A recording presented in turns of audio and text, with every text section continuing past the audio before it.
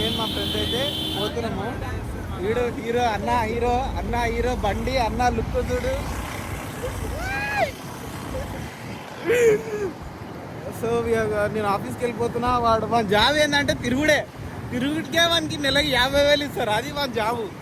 So మన job ఏంటంటే digital marketing. ఇప్పుడు మనం మెట్రో ఎక్కి కుక్కట్పల్లిలో పోయి ఏంటి ఎట్లా అని చూడాలి. సో వీడైతే అప్పుడే రప్పు మంది తాగేసిండు.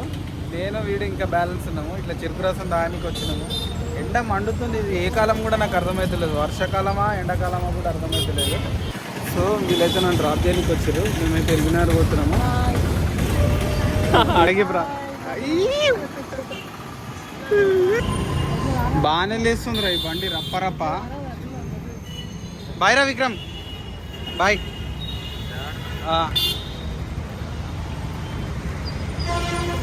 సో ఎల్బినార్కి అయితే వచ్చేసినాం మెట్రో స్టేషన్కి. మా వాళ్ళకి బాయ్ చెప్తారు, వెళ్ళిపోతూనే ఉండరు.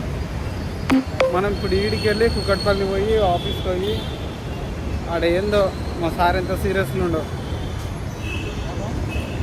సార్ ఇప్పుడు కూడా ఎంత లేట్ అయినా సరే ఆఫీస్కి రావాల్సిందే ఖచ్చితంగా, నువ్వేమన్నాగా అంటూ. ట్రైన్ వచ్చేసింది, పోయి ట్రైన్ వెళ్ళిపోయింది. బిర్యానీ తిని నిన్న మసాలా ఫుడ్ బిర్యానీ తిన్నా, అందుకే చల్లగా పెరుగు సలా తాగుతున్నా స్వీట్స్ వచ్చి. ఎందుకంటే మోషన్స్ అయినాయి నాకైతే తిని. బిర్యానీ మసాలా బాగా వేసాడు. నేను ఆడికి నడుచుకుంటూ పోవాలి మా ఆఫీస్కి. ఎంత ఆఫ్టర్నూన్ అయినా ఎంత మిట్ట మధ్యాహ్నం అయినా సరే నువ్వు ఆఫీస్కి వచ్చి పో అని డిమాండ్ చేసిండు మా సార్. ఇక పోతున్నాయి ఇక తప్పదు.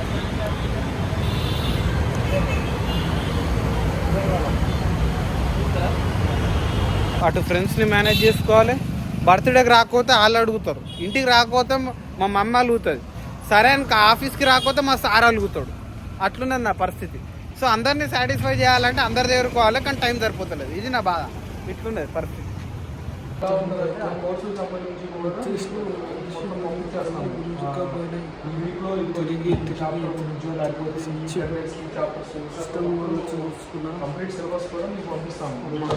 ఫైనల్గా అయితే రైల్వే స్టేషన్కి వచ్చేసిన.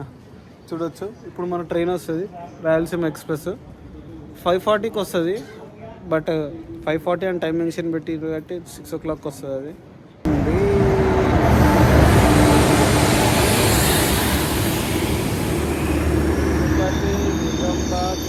I think this is the royal.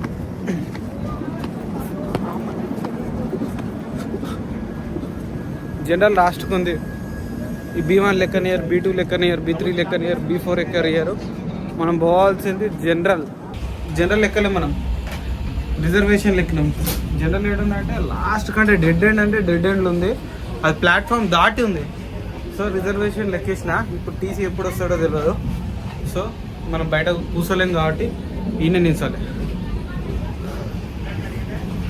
ఈసారికి మనము కింద కూర్చొని పోవాలి, ఎందుకంటే అయిపోయింది మన సీట్. రిజర్వేషన్ సీట్ వేరే వాళ్ళు వచ్చి కూర్చున్నారు. ఆ జనరల్ ఏమో మొత్తం ఫుల్ అయిపోయింది, ఇంత కూడా ప్లేస్ లేదు. సో ఈడ వచ్చి కూర్చుంటున్నాము. అంకుల్ అయితే నిల్చొని పోతుండే. ఇంకా అంకులేనా, నేను తిరిగి అలిసిపోయినా. చూడొచ్చు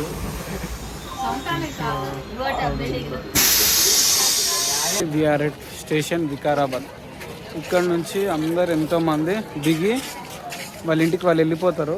అయితే డైలీ ఇక్కడ నుంచి హైదరాబాద్కి అప్ అండ్ డౌన్ చేసి జాబులు చేసుకుంటారు ఈ జనాలు అందరు.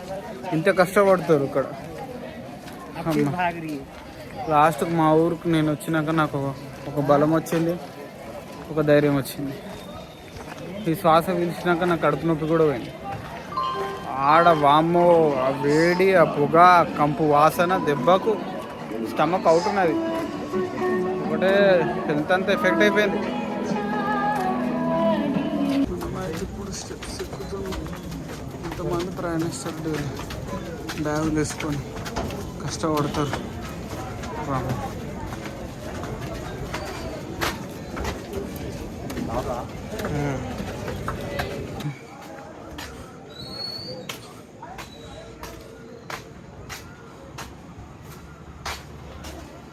మన బండి ఆన్ చేసినాము.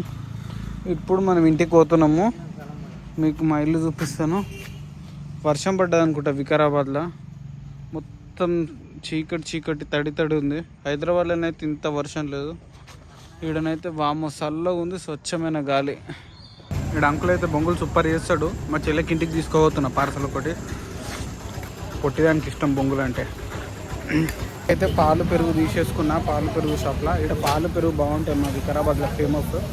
ఇప్పుడు కొన్ని ఫ్రూట్స్ తీసుకొని పోతే అయిపోతుంది. బ్యాగ్ మొత్తం బరువైపోయింది నాదైతే ఫుల్.